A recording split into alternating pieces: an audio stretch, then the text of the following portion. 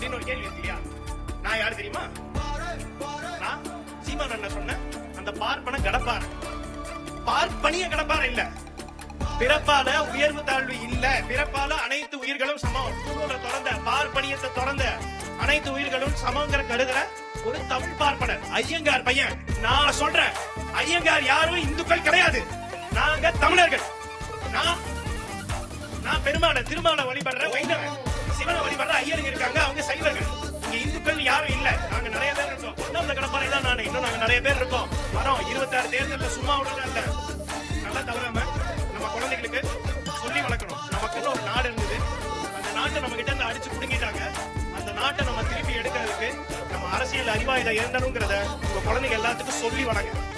இலக்கு ஒன்றுதான், இனத்தின் விடுதலை. தமிழ்தாய் வாழ்க, தலைவர் பிரபாகரன் வாழ்க, தமிழர்.